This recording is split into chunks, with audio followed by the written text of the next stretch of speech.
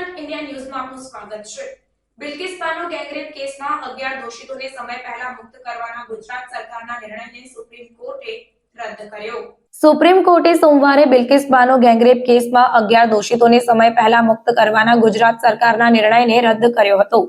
Justice BV નાગરત્ના અને justice ઉજ્જવલ ભુઇયાની બેંચે સુનાવણી દરમિયાન કહ્યું, ગુનાને રોકવા માટે સજા આપવામાં આવે છે। બિલ્કિસ બાનો કેસમાં દોષિતોને મુક્ત કરવા અંગે સુપ્રીમ કોર્ટે પોતાનો ચુકાદો સંભળાવ્યો છે। સુપ્રીમ કોર્ટે દોષિતોને મુક્ત કરવાના નિર્ણયને રદ કર્યો છે। કોર્ટે અરજીને સુનાવણી લાયક ગણી છે। સુપ્રીમ કોર્ટે કહ્યું કે મહિલા સન્માનની હકદાર છે। ગુજરાત સરકારને દોષિતોને મુક્ત કરવાનો નિર્ણય લેવાનો કોઈ અધિકાર નથી। તે ગુનેગારોની સજા કેવી રીતે માફ કરી શકે? જો સુનાવણી મહારાષ્ટ્રમાં થઈ છે તો ત્યાંની રાજ્ય સરકારને તેના પર સંપૂર્ણ અધિકાર છે, કારણ કે જે રાજ્યમાં કોઈ ગુનેગાર પર કેસ ચલાવવામાં આવે છે અને સજા થાય છે, માત્ર તેને જ ગુનેગારોની માફીની અરજી પર નિર્ણય લેવાનો અધિકાર છે।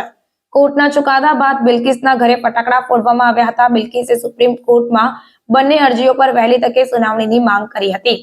આ કેસના તમામ 11 દોષિતોને 15 ઓગસ્ટ 2022ના રોજ આઝાદીના અમૃત મહોત્સવના ભાગરૂપે મુક્ત કરી દેવામાં આવ્યા હતા। ગુજરાત સરકારની માફી નીતિ હેઠળ વર્ષ 2022માં બિલ્કિસ બાનો પર ગેંગરેપ અને તેના પરિવારના 7 સભ્યોની હત્યાના ગુનેગારોની સજા માફ કરવામાં આવી હતી અને તેઓને જેલમાંથી મુક્ત કરવામાં આવ્યા હતા। જો કે હવે સુપ્રીમ કોર્ટના નિર્ણય બાદ ગુનેગારોને ફરીથી જેલમાં જવું પડશે। સુપ્રીમ કોર્ટે તમામ 11 દોષિતોને 2 અઠવાડિયાની અંદર આત્મસમર્પણ કરવા માટે કહ્યું હતું। આ દોષિતોને 2008માં સ્પેશિયલ સીબીઆઈ કોર્ટે આજીવન કેદની સજા સંભળાવી હતી, જેને બોમ્બે હાઈકોર્ટે પણ મંજૂરી આપી હતી। આજીવન કેદની સજા પામેલા દોષિતે 14 વર્ષ જેલમાં કાઢવા પડે છે। તે પછી ગુનાની પ્રકૃતિ, જેલમાં તેનું વર્તન અને અન્ય બાબતોને ધ્યાનમાં લેતા સજામાં ઘટાડો અથવા મુક્તિ પર વિચાર કરી શકાય છે।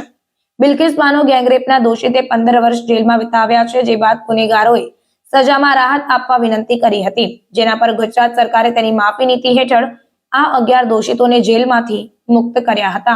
रूल ऑफ लॉ सबसे ज्यादा सुप्रीम रहेगा इस देश में। रूल ऑफ लॉ को एक बार फिर अपहोल्ड किया गया है और अदालत ने कहा है रूल ऑफ लॉ सबके लिए सेम है, चाहे आप कोई भी हो, वो आप सब पर बराबर अप्लाई करेगा। जो गुजरात स्टेट ने जिस तरह इस केस में रिमिशन ऑर्डर्स पास किए हैं, उनको कोई पावर नहीं थी। अदालत ने ये फैसला किया कि ये लोगों को वापस जेल में अभी जाना होगा।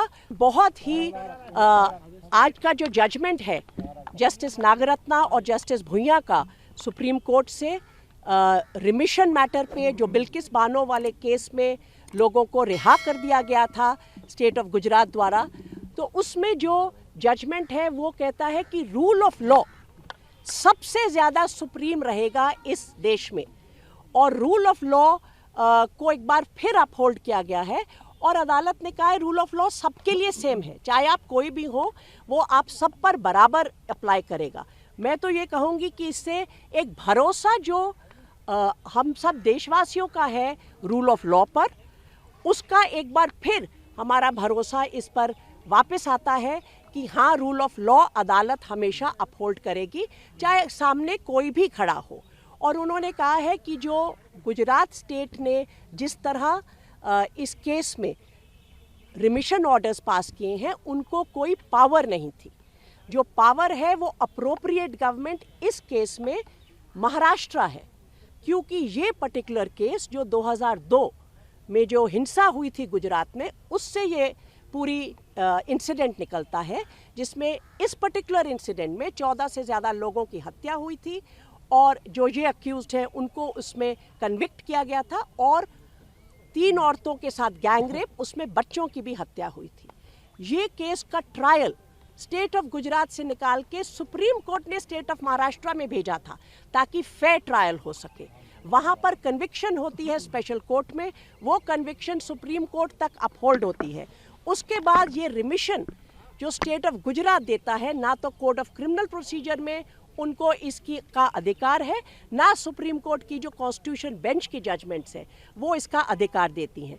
तो एक तरह से ये पूरा का पूरा जो सिलसिला चला, ये without the authority of law था, उसमें कोई भी तथ्य नहीं थे और कानून के खिलाफ था। अगर कोई ऑर्डर कानून के खिलाफ होता है और उसमें कोई भी स्टेट एक्ट करता है उसको सेट असाइड कर दिया जाता है, क्योंकि वो कानून की नज़र में फैसला है ही नहीं। उसको सेट असाइड करते हुए कोर्ट ने इस बात पर बहुत ध्यान दिया कि भाई ये लोगों को लिबर्टी मिल चुकी है, पर्सनल लिबर्टी और रूल ऑफ लॉ का क्या रिश्ता होगा, उसमें क्या इनकी लिबर्टी वापस ली जाए। वो सारी बातों पर बहुत गौर करने के बाद अदालत ने ये फैसला किया कि ये लोगों को वापस जेल में अभी जाना होगा, ताकि रूल ऑफ लॉ का पर जो इस देश टिका हुआ है, कोई भी हो उसमें लॉ सबके ऊपर बराबर चलेगा। और उन्होंने ये भी आश्चर्य प्रकट किया कि गुजरात स्टेट ने इस तरह क्यों इस मामले में एक्ट किया।